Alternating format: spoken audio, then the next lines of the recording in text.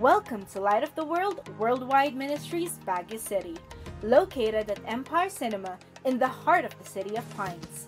Our mission is rooted in the G12 vision, striving to fulfill the Great Commission as found in Matthew 28:16-20, through winning, consolidating, discipling, and sending. We do this because as God's people, we are called to love God and love people. So we hope that this upcoming message would inspire you to do as well. At Light of the World, we believe that no one stands alone. Welcome to Light Family. Hallelujah. The sacredness of sowing a seed. Now, every seed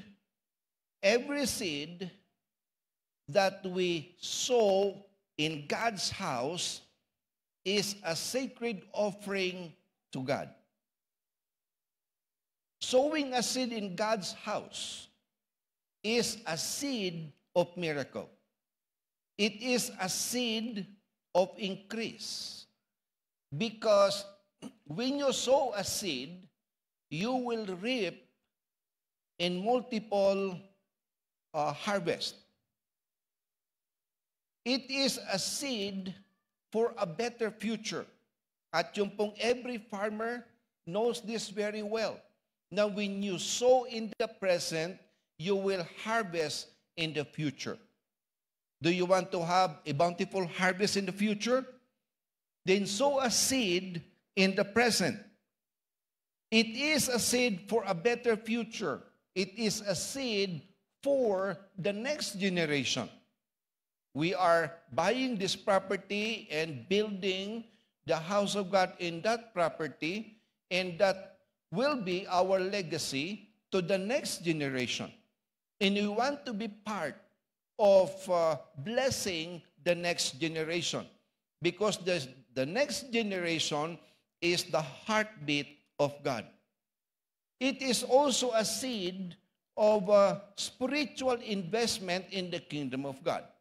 And every seed we sow in God's kingdom is sanctified by God. Because only God has the power to sanctify our seed and to sanctify our resources, because God is holy. So every seed we give or offer to God is made holy by God. Gusto ba niyo pagpalain ni Lord ang inyo pong trabaho? Gusto ba niyo pagpalain ng Panginoon ang iyong finances? Gusto ba niyo pagpalain ng Panginoon ang iyong economic life?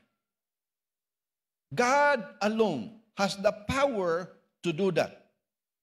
In Romans chapter 11 verse 16, the Apostle Paul said, "If the dough offered as first fruit is holy, so is the whole lamb. If the root is holy, so are the branches." This passage tells us very clearly that there is sacredness in sowing a seed in the kingdom of God. The whole tree is holy when the root is offered to the Lord. If the root is sanctified, so are the branches. The root represents the entire tree. If the dough is offered to the Lord as first fruits, then it is made holy by the Lord. The first fruit is the representation of the entire harvest. So if the first fruit offered to God is offered to God, the entire harvest of the season is holy to the Lord. In other words po, if the first portion of your resources or income is offered to God, then your entire resources will be made holy by the Lord. That is the word of God. And this is the sacredness of sowing a seed into the kingdom of the Lord. Meron pong nagsabi na give light and the people will find their own way. Totoo po ba yon? Kapag tayo po ay nasa dilim, makakaranas po tayo ng paralysis. We don't know what to do, and we don't know where to go. But when there is light, everything else becomes clear.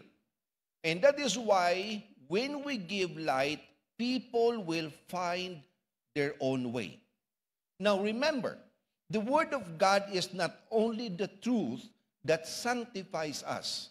The Word of God is light that guides us. And that is why we need the Word. Sino po kailangan na salitaan ni Lord ngayong umaga? We need the Word of God. The truth is, if a farmer expects a harvest, he has to plant a seed. If we are to receive, then we must give. That is the principle of the Word of God. And that is so clear as made mention by the Apostle Paul in Galatians 6:7. Do not be deceived, God cannot be mocked. A man reaps what he sows. Ang lino po ng salita ng Panginoon. Ano man ang itanim mo, yun ang aanihin mo. Tama po ba? Nagtanim ka na sama ng loob, nag-ani ka high blood. Parang ganun yun eh. No? Nagtanim ka ng bitterness, naani mo sakit. No? Because what you sow is what you get. Just as the law of gravity is real, so is the law of sowing and reaping. Now, the law of gravity po tells us that what goes up comes down. Hindi po ba? Ang lahat po ng tumaas, no, o umakyat, yan po ay bababa. That is the law of gravity. In the law of sowing and reaping, what you sow is what you reap. Now, if you break the law of gravity, it will break you. There will be a catastrophic consequence. If we are to reap, we must sow a seed. And if we are to get, then we must give. This is also the principle of reciprocity, that what you sow is what you get. This is the law of nature, and this is the natural order of creation. What you sow is what you reap, what you give is what you get, and what goes around comes around. What goes up comes down. That is the principle of the Word of God. Tanong, sino po ang gusto pagpalain ni Lord? So if you want God, if you want the very best from God, then you must offer God the very best that you have. Giving to God is not a debt we owe, but a seed we sow. In life, anything about increase and multiplication is related to seed sowing. So the point is clear. Eat the fruit and plant the seed. Eat the fruit and plant the seed. My father was a farmer. And I understand, I knew this very clearly. I understood it very clearly early in life. Kasi nga po, ang tatay ko farmer. No, yung ani po, yung the best seed, siniset aside po niya para po sa susunod na pagtatanim. In the rest, pagkain. Ang ibig sabihin, huwag mong kainin ng binhi para may ani ka sa susunod. Ang binhi dapat itanim. Is that an amen? Salamat po sa tatlo. Ha? Maliwanag po ba yon? Amen. Ang problema po natin, gusto lang natin ani ng ani. Ayaw nating magtanim. Abi, yan po ay labag sa natural order of creation. Yan po ay labag sa natural law of creation. Sapagkat napakalinaw, no? Eat the fruit, but plant the seed. Grabe, kinain mo na yung fruit, kinain mo pa yung seed. Grabe, walang patawad po. Sipin mo yung mangga, no? Hindi lang yung laman ng manggang kinain mo, ninunok mo pati yung seed. Ganun po yun eh. No? Kaya po, ang principle dito, eat the fruit, but plant the seed. Minsan you eat the fruit, but you did not plant the seed. So we have to plant the seed. That is the principle. Now, there are two things to remember about sowing and reaping. One, you reap what you sow. Nagtanim ka ng mangga, anihin mo ay mangga. Nagtanim ka ng kalamansi, anihin mo kalamansi. Nagtanim ka ng kamote, hindi ka aanin ng sayote. No? Because you reap what you sow. If you want to receive God's best, then you must give Him your best. Ulitin ko po yung statement na yon. If you want to receive God's best, then you must give Him your best. Sino po gustong ibigay ang the best kay Lord ngayon? So pag binigay mo yung the best kay Lord, maka-expect ka ng the best from the Lord. Because what you sow is what you reap. You reap what you sow and you receive what you give. Kano po kasimple po yan? No? Yung principle po na yan. Pangalawa, you reap more than you sow.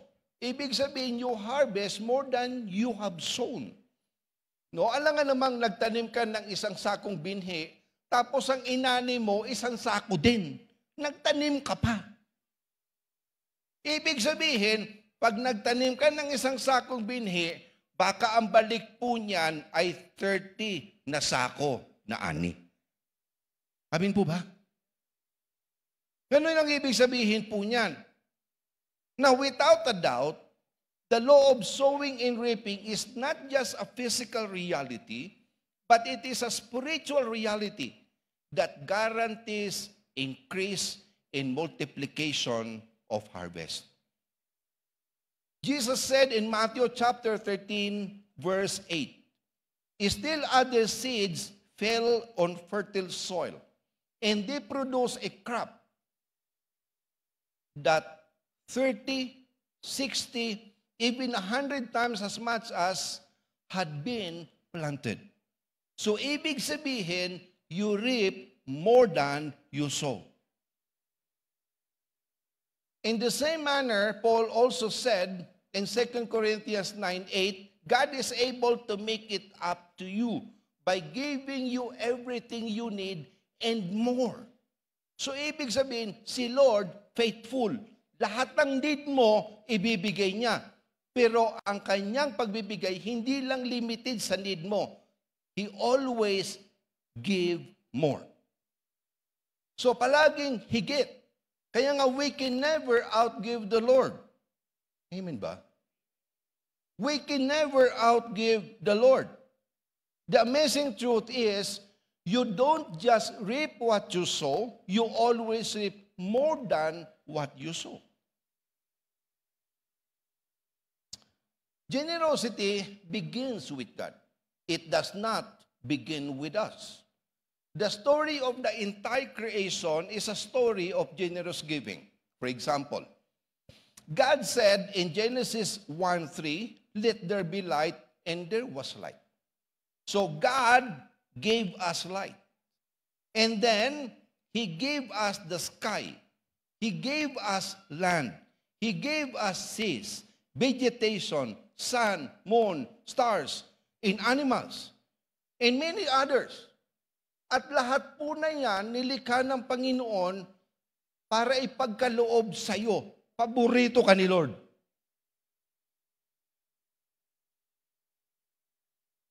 Wala man lang amen. Tama po ba? Mahal ka ni Lord. Isipin po nyo, lahat ng pangangailangan mo, nilikha ni Lord bago ka nilikha. Imagine mo kung yung tao ang unang nilikha ng Panginoon, walang lupa, saan ako titira? Tapos walang tubig, anong iinumin ko? Tapos walang puno, anong kakainin ko? Pero ang Lord, matalino. Sino naniniwala si Lord, napakatalino? Alam niya kung anong unahin niya. Kaya wag mong sabihin, hindi alam ni Lord ang pangangailangan mo, alam ni Lord. At alam ni Lord kung paano katagpuin ang need mo. Sapagkat siya ay Diyos. He gave us the gift of life. Life is God's gift to us. So therefore, you are a gift. Sabihin mo sa katabi mo, you are a gift. You are a gift and you are gifted with more. God gave us the gift of choice. Not only did God give us an eternal spirit by creation, but God gave us a gift of choice. We have free will. And that is something that is holy. The Lord will not enter into your heart without you allowing Him in your heart. Because God honors the gift of free will. He has given us the freedom of choice. Hindi po tayo robot. Tayo po ay mayroong freedom of choice. We have free will. And that is a gift from God. God gives us a miracle of increase in abundance. In Proverbs chapter 11, 24 and 25, in verse 24, there is one who scatters, yet increases more. And there is one who withholds more than is right.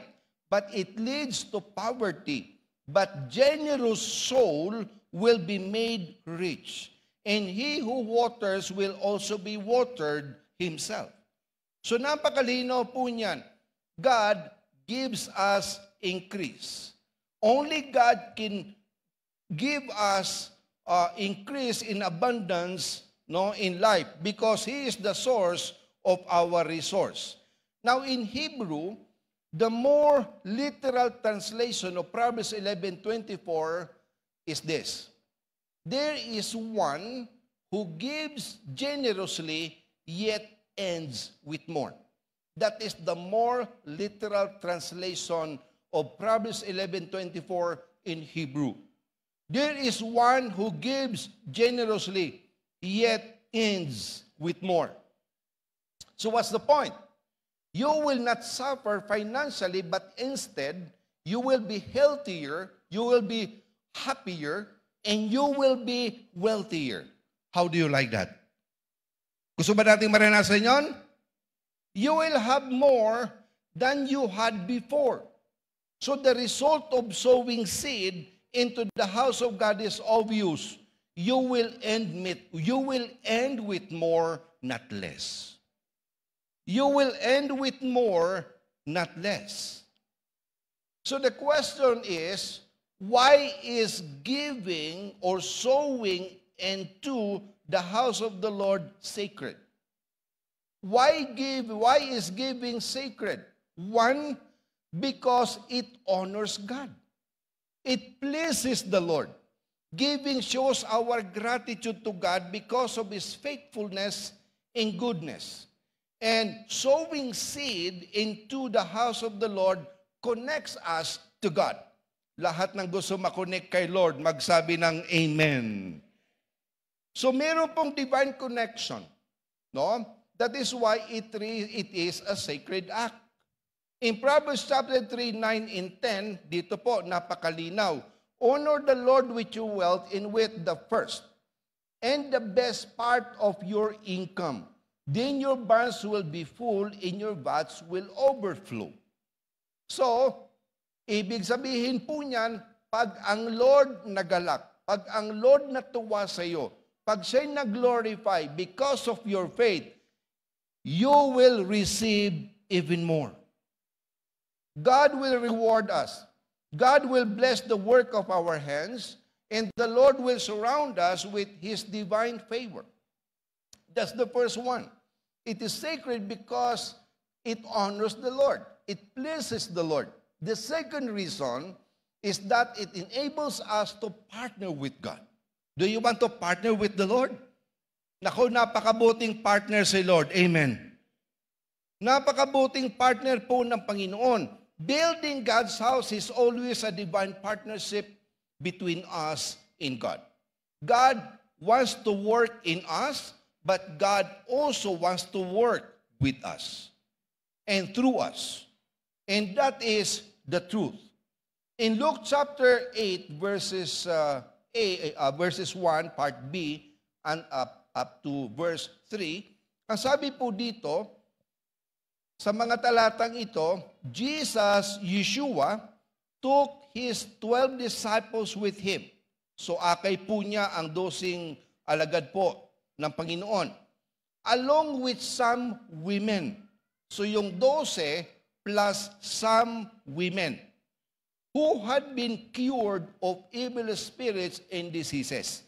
So ito mga kababaihan na to, pinagaling pala ng Panginoon. Sabihin natin, pinagaling. So, pinagaling po sila ng Panginoon at pinangalanan po ang ilan. Among them were Mary Magdalene, from whom he had cast out 7 demons. Grabe naman pala to. No? 7 demonyo ang pinalayas.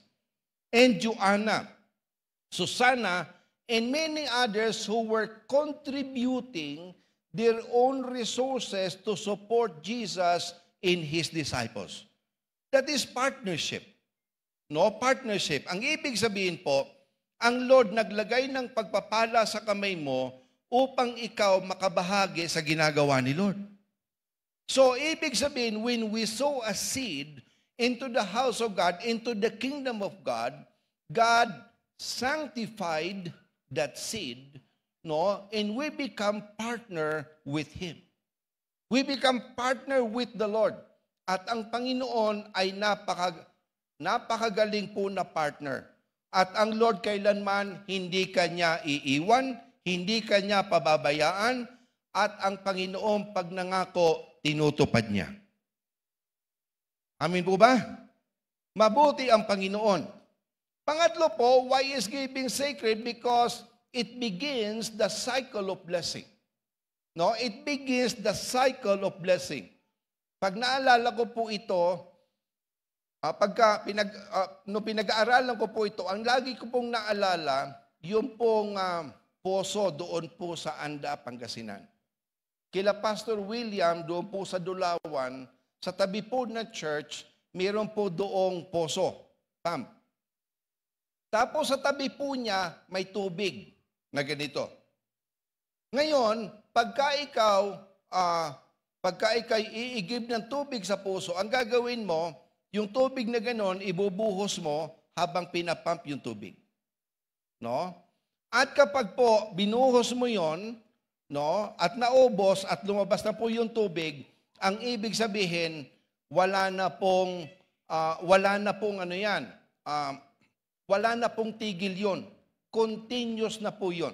So yung maliit na tubig na ibinuhos mo, ang ibinalik sa iyo 1 drum na tubig. Yun po ang principle dito. So, sowing a seed into the kingdom of God, no, it sets the cycle of blessing upon our lives. In other words, the more you give, the more you will have. And the more you will have, the more you will give. That is the cycle of blessing. Sabi natin, cycle of blessing. In Luke chapter 6:38, ang sabi po dyan sa New King James Version, give, and it will be given to you. That is the law of reciprocity. You give, no, and it shall be given back to you. Ask, no, and seek, and you will find. Ask, and you will be given. Ano po yun? Give, and it shall be given to you. Knock the door, and you shall be knocked. Yun, hindi na po ganun yun. But the point is that when we sow the seed, meron po talaga si Lord ibabalik sa atin. Amin ba? Lahat na masaya, magsabi ng amen. Tingnan po nyo katabi nyo, masaya po ba? Masaya. Okay. The law of giving began in God's heart. It is a supernatural law. It is a spiritual law. And it is a law that will never fail us. It's tested. It's proven. It's scientific. It is not just a spiritual reality, but it is an empirical reality. God has created the cycle of blessing. Just as rain is taken from the sea and returned again. So our giving starts a cycle of blessing upon us. So, yung cycle po na yan, no, cycle po, parang yung mga jeep na mga luma, hindi po ba? Pag wala ng battery, hindi na nila ma-ignite, hindi mapaandar. So, tatawag po ng 3-4 na kalalakihan, itutulak po yung sasakyan. No? Pag nag-ignite na po yun, tuloy-tuloy na po yun. Malayo na mararating. Amen po ba? Kano po? It sets po, no, the vehicle into motion. And that is also true with sowing a seed. Number 4, why is giving sacred? Because it creates a surplus, it creates a surplus of blessing for you. So it did not only set the blessing in motion, but it creates pa a surplus of blessing for you and me.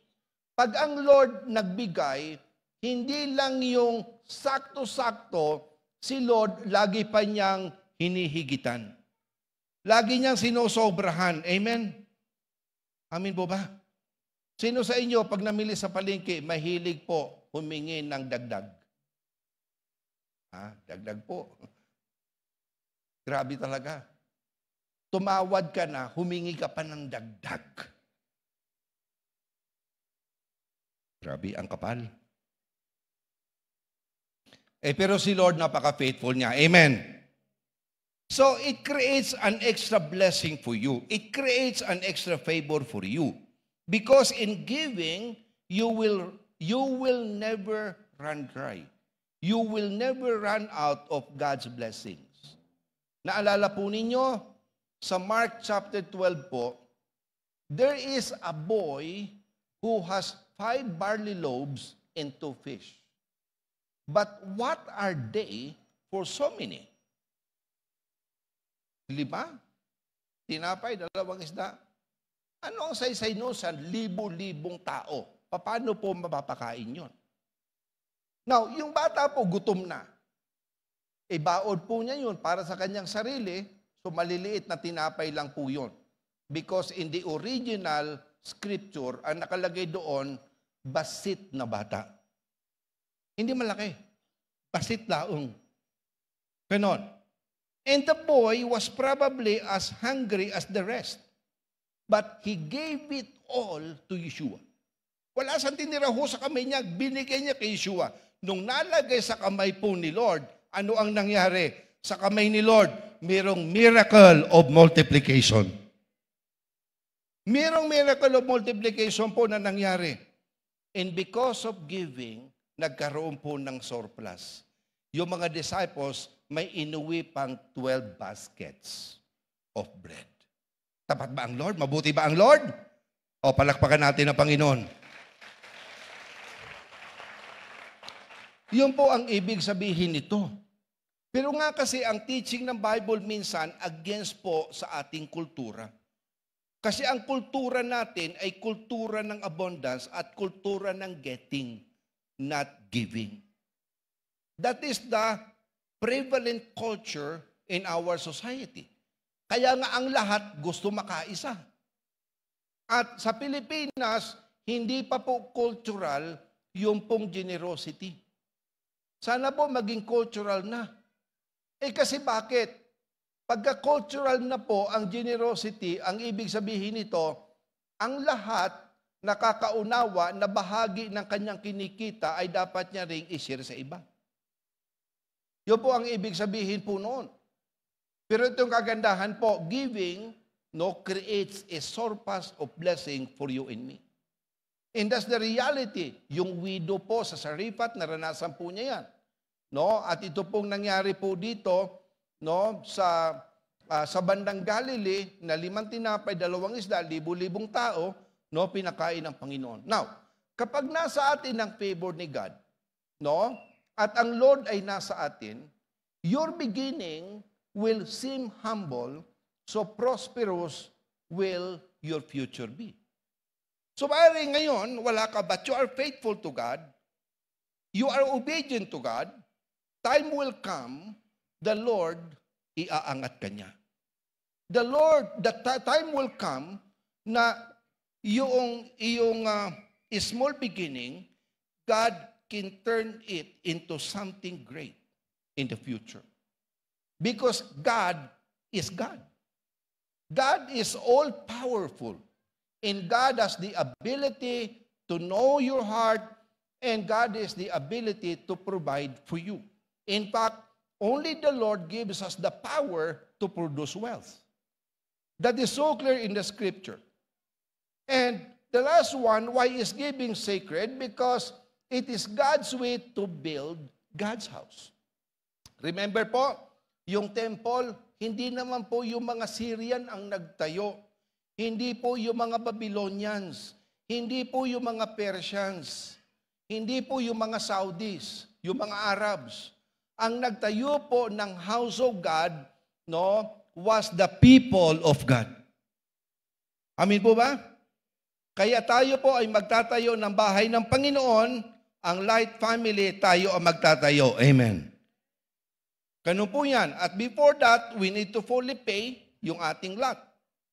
So it is God's way to build God's house. It is God's plan to invest God's resources into God's kingdom to build God's house. So yun po ang ibig sabihin yan. Now, so 1 Corinthians po, chapter 9, verse 7, ang sabi po dito ni Apostle Paul, who serves as a soldier at his own expense. Ibig sabihin, maninilbihan ka na bilang sundalo, tapos ikaw pa magpo-provide ng daily needs mo? Hindi po. No? Sagot po yan ng Estado. No? Nag-member ka ng IDF, tapos ikaw pa bumili ng uniform mo? Ikaw pa bumili ng baril mo? Eh, bumili ka na rin ng missile. Di po ba? Walang ganon. No? It's provided by the state. So who serves as a soldier at his own expense? Who plants a vineyard without eating any of its fruit? Ikaw yung farmer, ikaw yung nagtanim, tapos ikaw ang walang karapatang tumikim at kumain nung bunga ng iyong tinanim? Walang ganon. Or who tends a flock without getting some of the milk? Ibig sabihin, ganito, kung ikaw ang shepherd, may karapatan ka doon sa milk. Kung ikaw ay farmer, may karapatan ka doon sa fruit. Kung ikaw ay sundalo, may karapatan ka na i-provide ng Estado yung kailangan mo bilang sundalo. Tama ba? Anong ibig sabihin nito? Ang sundalo po, nagbibigay siya ng buhay. Ang farmer, nagbibigay po ng seed. At ang shepherd, nagbibigay ng kanyang presence. Ang ibig sabihin po nito, meron tayong ibibigay at pag tayo po ay nagbigay sa Panginoon, either life, seed, or presence, then si Lord po, ibibless niya tayo. Sagot ka ng Panginoon. Amen.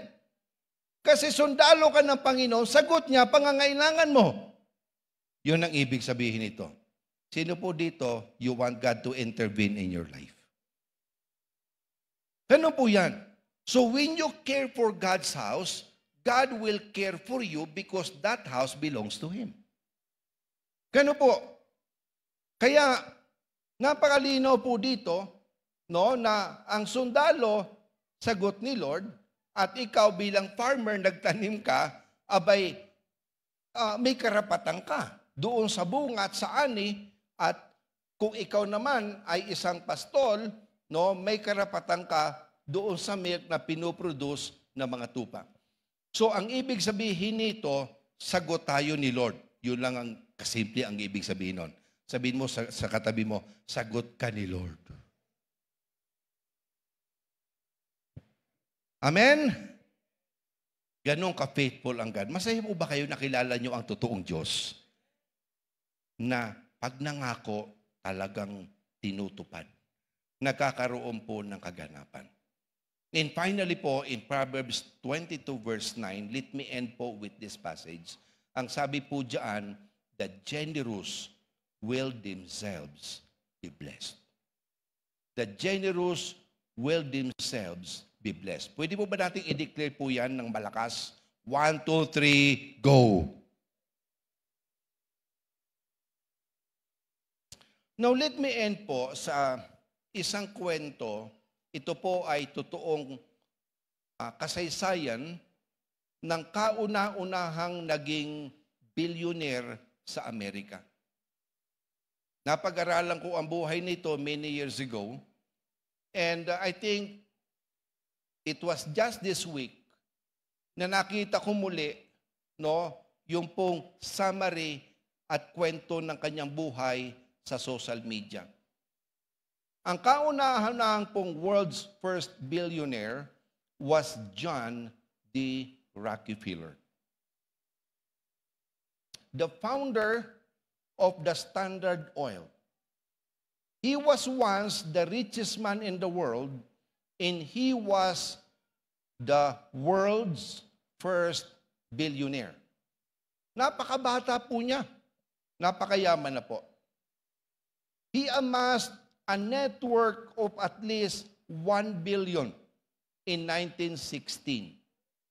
When Rockefeller died, in 1937, his net worth was estimated approximately 340 billion US dollars in today's dollars. 340 billion. So kung buhay siya ngayon, siya pa din ang pinakamayamang tao sa mundo. By the age of 25, he had one of the largest oil refineries in the United States of America. Age 25. Kumusta ka naman? Ilang taong ka na? Age 25 po. No? When he was 31, he became the world's largest oil refiner. Hindi lang po sa Amerika yan, in the world. At 38, he continued 90% of the oil refined in the United States. 38 years old sa noon. 90% po ng oil refined in the United States kanya. At 50, John D. Rockefeller was America's richest man. And as a young man, every action, attitude, connection was crafted to establish his wealth. But at age 53, something happened. He was diagnosed with a fatal sickness. It was fatal. His entire body became racked with pain. Buong katawan po niya nananakit.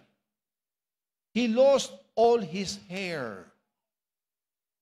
Talagang walang natira. Hindi naman lahat na walang hair may sakit. Okay? In total anguish, the world's lone millionaire could buy anything he wanted, but could only eat soup and crackers. Grabe, Skyflakes lang kaya niyang kainin. Napakarami niyang pera, yun lang ang allowed na pwede niyang kainin. According to an associate, he couldn't sleep and wouldn't smile, and nothing in life meant anything to him. So his personal, highly trained physicians indicated that he would die within the year. Meaning, at age 53, ang sabi ng kanyang physician, mamamatay na siya. That year passed painfully, slowly, as he approached death. He awoke one morning with the faint understanding that he would not be able to bring any of his fortune with him to the next life. So nagising siya, na-realize niya, yung kanyang billions, wala siyang madadala kahit ano. Kahit ano.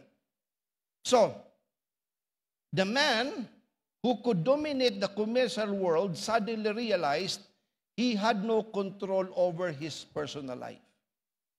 And he informed his solicitors, accountants, and management that he intended to devote his assets to hospitals, research, and charity work. In fact, included po dyan yung mga missionary works around the world.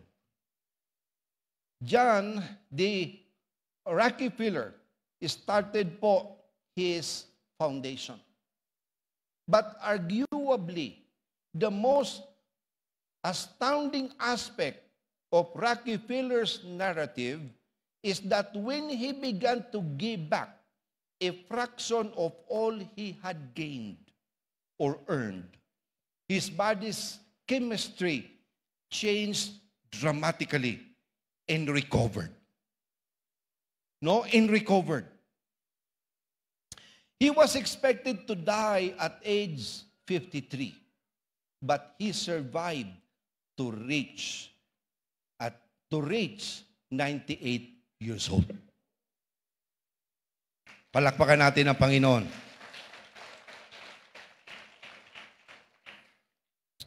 Rockefeller learned gratitude and returned the great bulk of his money.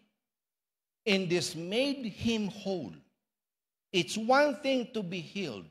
It's another thing to become fit. He was a devout Christian who attended the Euclid Avenue Baptist Church in Cleveland, Ohio. Before he died, he wrote in his diary, "God taught me that everything belongs to Him. I am merely conduit to carry out His will." What a powerful realization. God taught me that everything belongs to Him, and I am merely a conduit to carry out His will. We don't belong here. We belong to Him. And the meaning of life is to share, to sow a seed for the future, for the house of God, and for the next generation. There is healing in wholeness and generosity. There is restoration and generosity. Amen? There is miracle that cannot be comprehended by the human mind. We hope this message has been a blessing to you. If you found it inspiring, please like, subscribe, and share with others. Thank you for joining us, and may you continue to be blessed.